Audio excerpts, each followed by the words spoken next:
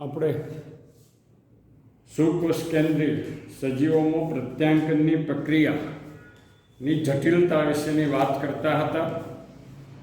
આ જટિલતાના એક તબક્કા વિશેની વાત કરી હતી. એમાં આપણે જોયું હતું કે સુકોષ કેન્દ્રમાં પ્રત્યાંકનની પ્રક્રિયા કયો થાય છે? કોષ કેન્દ્રમાં થાય અને તેમાં 3 પ્રકારના આરએનએ પોલિમરેઝ ભાગ ભજવે છે.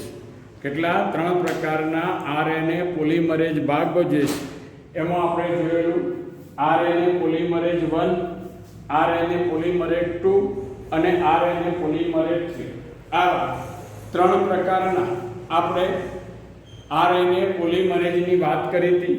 આ ત્રણેય પોલિમરેઝના કાર્ય જુદા જુદા હતા. આપણે ભણી ગયા હતા કે એક આરએનએ પોલિમરેઝ 1 તે આરએનએ ના પ્રત્યાંકન કરે.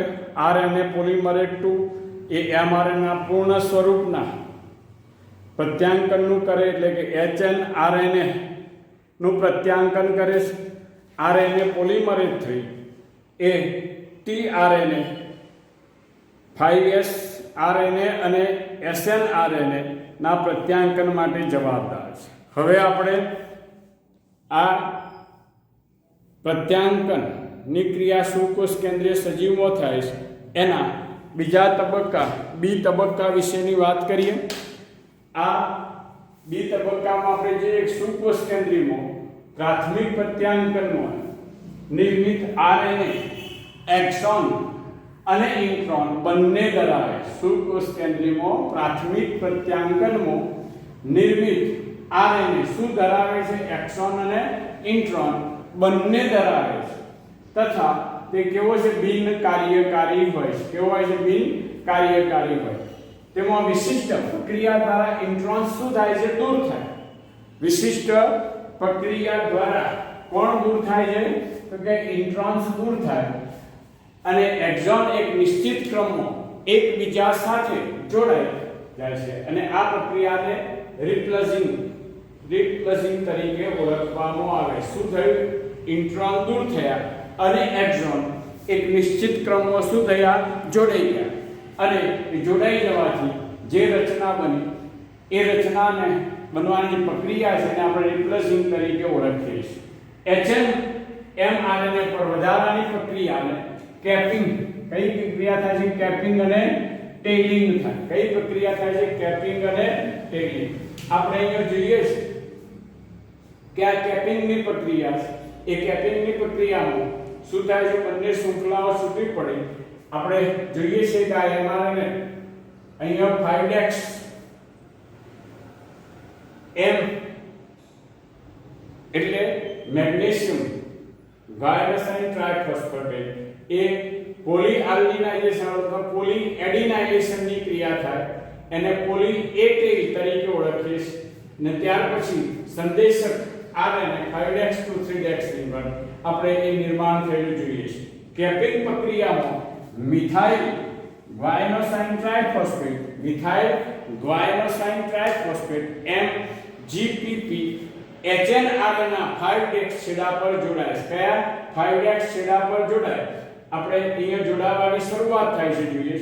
ટેલિંગ પ્રક્રિયામાં 200 થી 300 એડેનાઇડ સમૂહ સ્વતંત્ર રીતે કોના? એચએનઆરએનએ ના 3' છેડા પર જોડાય છે. કયા છેડા પર?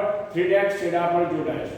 પૂર્ણ સંસાધિત એટલે કે પ્રક્રિયા પામે એચએનઆરએનએ ને શું કહેવાય? એમઆરએનએ મેસેન્જર રિબોન્યુક્લિક એસિડ તરીકે ઓળખવામાં આવે. કે ભાષાંતર માટે કોષ કેન્દ્રમાંથી કયો? ભાષાંતર માટે કોષ કેન્દ્રમાંથી કયો?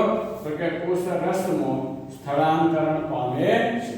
આ રીતે આ સુકોષ કેન્દ્રીય સજીવોમાં આપણે પ્રત્યાંકનની ક્રિયા જોઈ. કેવી રીતે ડીએનએ ની ટેમ્પલેટ શૃંખલા ઉપરથી એમઆરએનએ નિર્માણ થાય છે એની વાત કરી. હવે આપણે ખૂબ મહત્વના પ્રશ્ન વિશેની વાત કરીએ. 3 માર્ક્સની અંદર આ પ્રશ્ન પૂછી શકાય અને બોર્ડમાં પણ 2 થી 3 વખત પૂછાયેલો છે. પહેલું તો આપણે જોઈએ જનીન સંકેત એટલે શું? જનીન સંકેતની રચના કેવી રીતે થાય છે અને જનીન સંકેતના ગુણધર્મો જણાવો.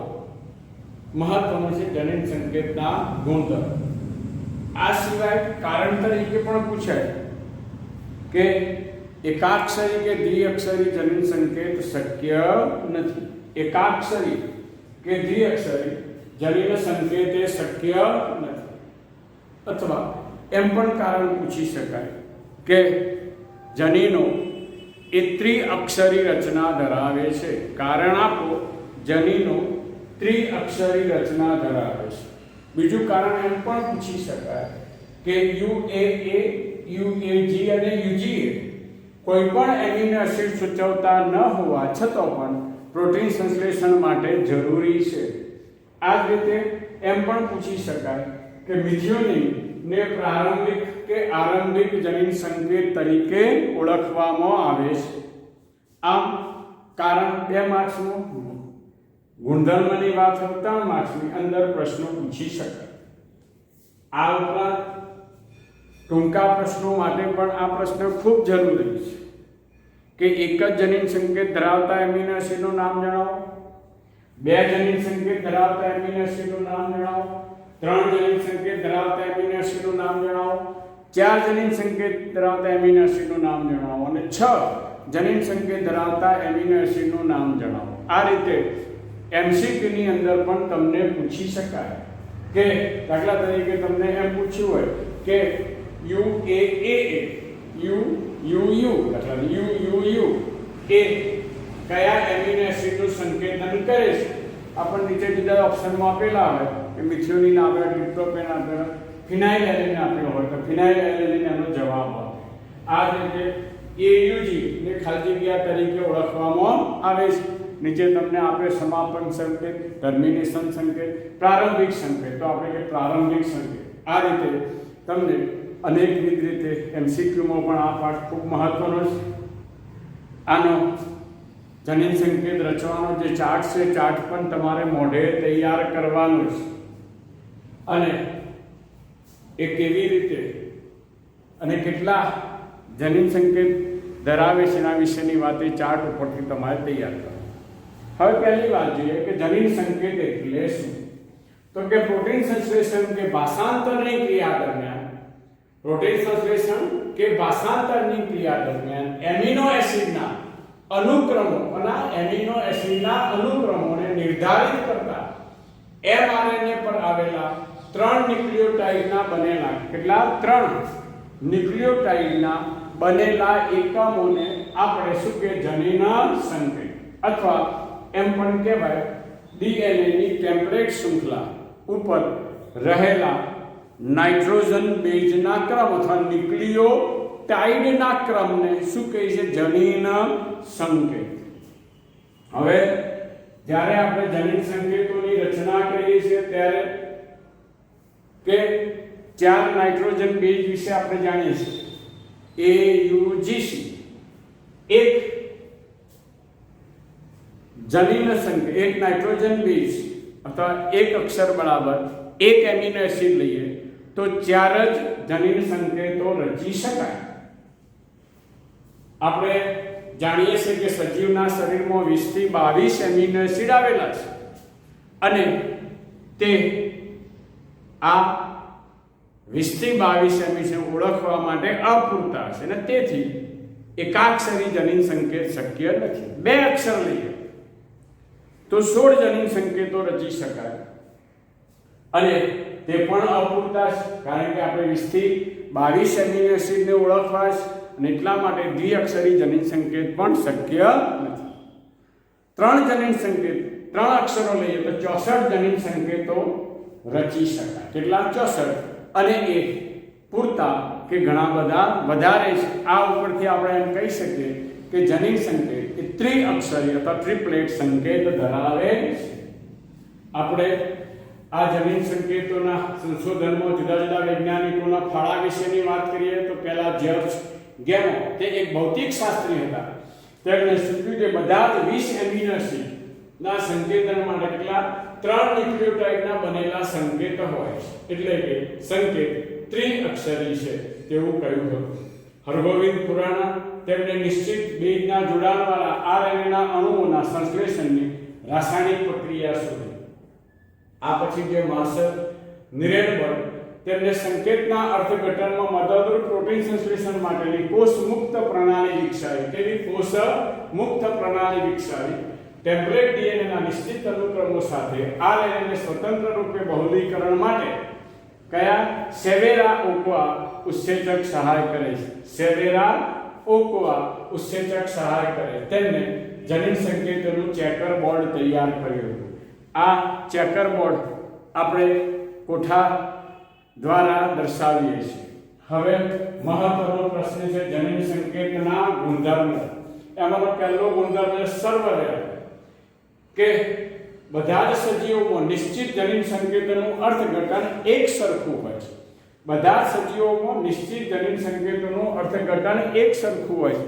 આપણે જે બેક્ટેરિયાથી મળી અને મનુષ્ય સુધી યુ કોના માટે ફિનેલ એનેલિન માટેનું સંકેતન કરે.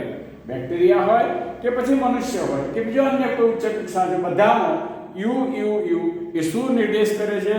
ફિનાઇલ એલેનિન. એટલે બેક્ટેરિયામાં જુદું હોય, અન્ય સજીવમાં ફિનાઇલ એલેનિન જુદા સંકેત વડે દર્શાવાય એવું હોતું નથી. અને એટલા માટે આપણે એમ કહીએ છીએ જનીન સંકેત એ કેવા છે? યુનિવર્સલ, સર્વવ્યાપી છે. આ નિયમમાં કણાભસૂત્રીય સંકેતો અને કેટલાક પ્રજીવો અપવાદ જોવા મળે.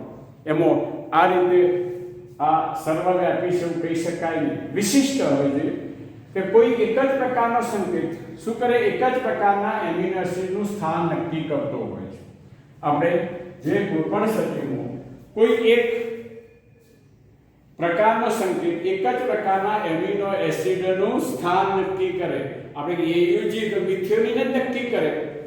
એ પછી બીજા એમિનો એસિડ માટે વપરાય નહીં. એયુજી એટલે આપણે ફિનાઇલ એલેનિન કહી શકીએ નહીં, કે સેરાઇન કહી શકીએ નહીં, કે ટ્રિપ્ટોફેન કહી શકીએ નહીં. દરેક એમિનો એસિડને સૂચવવા માટે એક જ એમિનો એસિડ જવાબદાર છે. એક જ પ્રકારનો સંકેત એક જ પ્રકારના એમિનો એસિડનું શું કરે? સ્થાન નક્કી કરે છે. આને પરિણામે આ જનીન સંકેત કેવા છે? વિશિષ્ટ છે.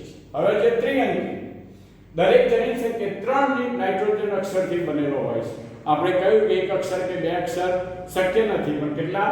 3 નાઇટ્રોજનના અક્ષરથી બનેલા છે. તે પૈકી 61 એમિનો એસિડ માટે સંકેતન કરે. આપણે આમ તો જો 64 જનીન સંકેત રચાય, એમાંથી 3 જે છે નકામા છે. 3 સંકેત કોઈ એમિનો એસિડનું સંકેતન કરતા નથી, એટલે બાકી બધા 61 એ સજીવ માટે ઉપયોગી છે. એટલે જનીન સંકેત કેવા છે? ત્રિઅંકી. હવે જે અવનત સંકેત ડીજનરેટ કોડોન, એક એમિનો એસિડ એક કરતા વધારે સંકેતો દ્વારા નિશ્ચિત થઈ શકે છે. એટલે એક એમિનો એસિડને સૂચવવા માટે એક કરતા વધારે જનીન સંકેતો જવાબદાર છે. આવા સંકેતોને આપણે કહીએ છીએ ડીજનરેટ કોડોન અથવા તો અવનત સંકેત. અને અવનત સંકેત એ સજીવ માટે લાભદાયી છે, કારણ કે કોઈ જનીન સંકેતમાં ખામી સર્જાય તો એ બીજો એના જેવો જ જનીન સંકેત તે જગ્યાએ ગોઠવાઈ જાય અને ખામી કે વિકૃતિ દૂર કરી શકાય છે. એટલા માટે અવનત સંકેત એ સજીવ માટે ઇચ્છનીય છે, લાભદાયી છે. હવે જો પ્રારંભિક સંકેત, પોલીપેપ્ટાઇડ શૃંખલાની શરૂઆત કરનાર સંકેતને પ્રારંભિક કે આરંભિક સંકેત તરીકે પણ ઓળખવામાં આવે છે. એયુજી મિથિયોનિન માટે સંકેત આપે. કોણ? એયુજી કોના માટે? મિથિયોનિન માટે જનીન સંકેત આપે. સાથે સાથે પ્રારંભિક સંકેત કે આરંભિક સંકેત તરીકે પણ વર્તે છે. નવી શૃંખલાની સંશ્લેષણની શરૂઆત થાય ત્યારે હંમેશા એયુજી થી થાય. જેમ એક રેલવેનું એન્જિન જે છે એ એન્જિન એ શું છે? એયુજી. સમજી લેવાની મિથિયોનિન છે અને બાકીના જનીન સંકેત એ તપાસ. આ રીતે આ પ્રારંભિક સંકેત. હવે જે અર્થહીન સંકેત નોનસેન્સ કોડોન યુએએ, યુએજી અને યુજીએ કોઈ પણ એમિનો એસિડનું સૂચન કરતા નથી, સંકેતન કરતા નથી. તેથી તેમને અર્થહીન સંકેત કહીએ છીએ. તે શું કરે? પોલીપેપ્ટાઇડ શૃંખલાનું સંશ્લેષણ અટકાવે, જેથી તેને સમાપન સંકેત કે ટર્મિનેશન સંકેત કે સ્ટોપ સિગ્નલ કોડ તરીકે પણ ઓળખવામાં આવે છે. આ ભલે કોઈ એમિનો એસિડ સૂચવતા નથી, છતાં પણ એ જરૂરી છે. એટલા માટે કે પોલીપેપ્ટાઇડ શૃંખલાનું સંશ્લેષણ અટકવું જોઈએ અને આ સંકેત UAA UAG કે EG વચ્ચે આવે ત્યારે પોલીપેપ્ટાઇડ શૃંખલાનું સંશ્લેષણ અટકી જાય છે અને તેથી ભલે નકામા હોવા છતાં પણ એ પ્રોટીન સંશ્લેષણની ક્રિયામાં પણ મહત્વનો ભાગ ભજવે છે. આ રીતે આ આપણે જનીન સંકેતના આ 6 ગુણધર્મો જોયા. અસ્તુ.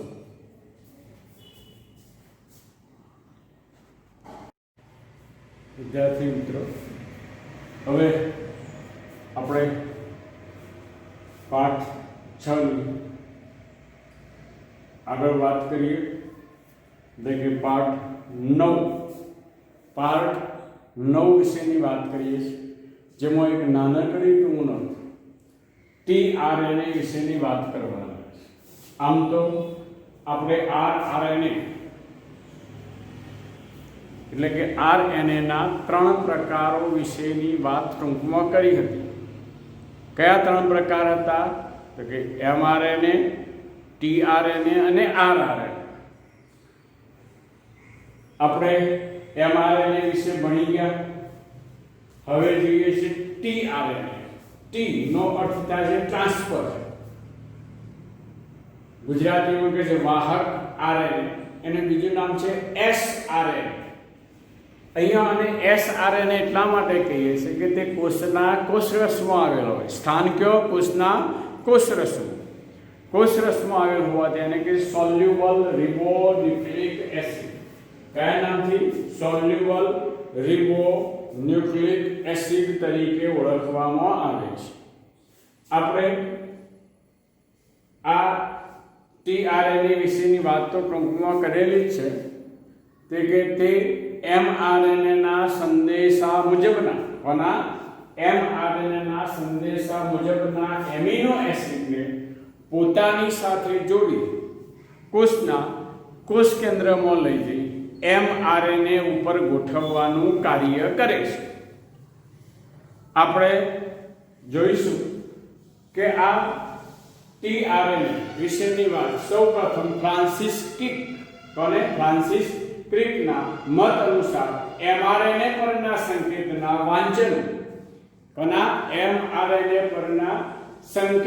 વાંચન અને તેના એમિનો એસિડ સાથેના સંબંધ રાખવાની ક્રિયા વિધિ હોવી જોઈએ.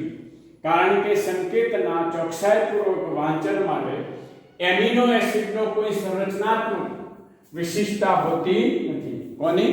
એમિનો એસિડમાં કોઈ એવી સંરચનાત્મક વિશિષ્ટતા હોતી નથી કે જેથી સંકેતના ચોકસાઈપૂર્વક વાંચન થઈ શકે. ક્રિક એક બાજુના સંકેતના વાંચન માટે અને બીજી બાજુના વિશિષ્ટ એમિનો એસિડને જોડતા હોય તેવા અનુકૂલકની હાજરી પ્રાપ્ત થઈ. આ અનુકૂલક અણુની હાજરી શું કરીને પ્રસ્થાપિત કરી. આવા અનુકૂલક અણુ તરીકે એમને tRNA ની જાણકારી પ્રાપ્ત થઈ. આ tRNA ને આપણે શું કહીએ? sRNA, સોલ્યુબલ RNA તરીકે પણ ઓળખવામાં આવે છે.